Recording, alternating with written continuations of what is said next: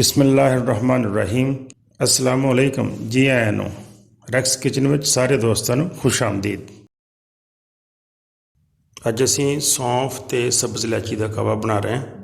ਸੌਂਫ ਤੇ ਸਬਜ਼ ਇਲਾਇਚੀ ਅੱਲਾਹ ਤਾਲਾ ਦੀ ਪੈਦਾ ਕਰਦਾ ਬਹੁਤ ਬੜੀ ਨਿਅਮਤ ਹੈ ਤੇ ਇਹਨਾਂ ਨੂੰ ਕੁਦਰਤੀ ਮੈਡੀਸਿਨ ਵੀ ਸਮਝਿਆ ਜਾਂਦਾ ਹੈ। ਕਿਚਨ ਦੇ ਵਿੱਚ ਤੇ ਇਲਾਇਚੀ ਔਰ ਸੌਂਫ ਨੂੰ ਆਮ ਮਸਾਲੇ ਸਮਝਿਆ ਜਾਂਦਾ ਹੈ, ਲੇਕਿਨ ਇਹ ਬਹੁਤ ਬੜੀ ਮੈਡੀਸਨ ਹੈ। ਬੁਨਿਆਦੀ ਤੌਰ ਤੇ ਸੌਂਫ ਔਰ ਇਲਾਇਚੀ ਦਾ ਕਾਵਾ ਜਿਹੜਾ ਹੈ ਇਹ ਜਿਸਮ ਚੋਂ ਜ਼ਹਿਰੀਲੇ ਮਾਦੇ ਖਾਰਜ ਕਰਦਾ ਹੈ, ਯਾਨੀ ਡੀਟਾਕਸ ਦਾ ਕੰਮ ਕਰਦਾ ਹੈ। ਹਕੀਮ ਲੁਕਮਾਨ ਦਾ ਕੌਲ ਹੈ ਕਿ ਸੌਂਫ ਔਰ ਸਬਜ਼ ਇਲਾਇਚੀ ਦੇ ਕਾਵੇ 'ਚ 80% ਬਿਮਾਰੀਆਂ ਦਾ ਇਲਾਜ ਹੈ।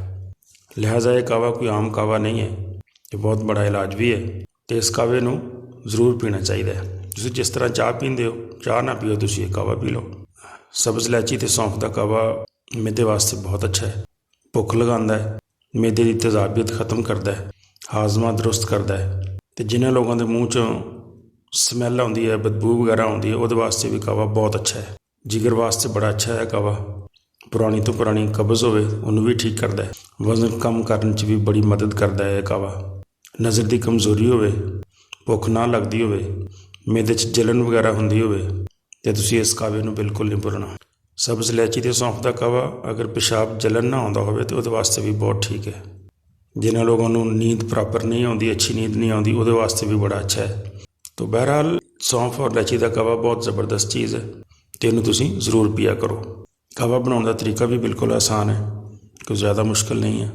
ਤੁਸੀਂ 2 ਗਲਾਸ ਪਾਣੀ ਦੇ ਪਾ ਕੇ ਉਹਨੂੰ ਗਰਮ ਕਰਨਾ ਸ਼ੁਰੂ ਕਰੋ। ਜਦੋਂ ਪਾਣੀ ਅੱਛੀ ਤਰ੍ਹਾਂ ਗਰਮ ਹੋ ਜਾਏ ਅਤੇ ਉਸ ਤੋਂ ਬਾਅਦ ਤੁਸੀਂ ਇਹਦੇ ਵਿੱਚ 1 ਚਮਚ ਸੌਂਫ ਦਾ ਪਾ ਲੈਣਾ ਅਤੇ 3-4 ਇਲਾਇਚੀਆਂ ਇਸ ਤਰ੍ਹਾਂ ਹੱਥ ਨਾਲ ਭੋਰ ਕੇ ਦਾਣੇ ਕੱਢ ਕੇ ਥੋੜ੍ਹੀਆਂ ਜਿਹੀਆਂ ਫੇਂਕ ਕੇ ਅਤੇ ਉਹ ਪਾ ਲਓ ਅਤੇ ਇਹਨੂੰ ਹਲਕੀ ਅੱਗ 'ਤੇ ਪੱਕਣ ਦਿਓ।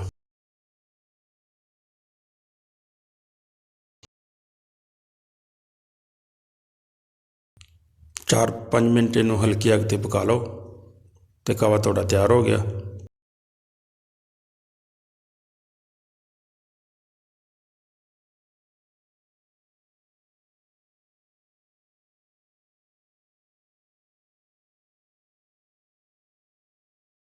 ਇਹਨੂੰ ਕਿਸੇ ਕੱਪ ਵਿੱਚ ਪਾਣੀ ਵਗੈਰਾ ਨਾਲ ਪੁਣ ਲਓ ਅਤੇ ਪੁਣ ਕੇ ਇਹਨੂੰ ਪੀ ਲਓ।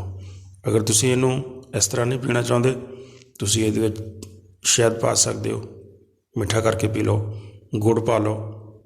ਮਕਸਦ ਇਹਨੂੰ ਪੀਣਾ ਹੈ, ਜਿਸ ਤਰ੍ਹਾਂ ਵੀ ਤੁਹਾਨੂੰ ਅੱਛਾ ਲੱਗਦਾ ਹੈ। ਤੁਸੀਂ 1 ਅੱਧਾ ਕੱਪ ਡੇਲੀ ਜ਼ਰੂਰ ਪੀਓ ਇਹਦਾ। ਉਮੀਦ ਹੈ ਤੁਹਾਨੂੰ ਮੇਰੀ ਇਹ ਵੀਡੀਓ ਅੱਛੀ ਲੱਗੀ ਹੋਏਗੀ। ਵੀਡੀਓ ਅੱਛੀ ਲੱਗੀ ਹੋਵੇ ਤਾਂ ਦੋਸਤਾਂ ਨਾਲ ਜ਼ਰੂਰ ਸ਼ੇਅਰ ਕਰਿਆ ਕਰੋ, ਤੁਹਾਡੀ ਬੜੀ ਮਿਹਰਬਾਨੀ। ਅਤੇ ਜਿਨ੍ਹਾਂ ਦੋਸਤਾਂ ਨੇ ਮੇਰੇ ਚੈਨਲ ਨੂੰ ਸਬਸਕ੍ਰਾਈਬ ਨਹੀਂ ਕੀਤਾ ਅਤੇ ਉਹ ਸਬਸਕ੍ਰਾਈਬ ਵੀ ਜ਼ਰੂਰ ਕਰ ਲੈਣ। ਵੀਡੀਓ ਪੂਰੀ ਦੇਖਣ ਦਾ ਬਹੁਤ ਸ਼ੁਕਰੀਆ। अस्सलाम वालेकुम।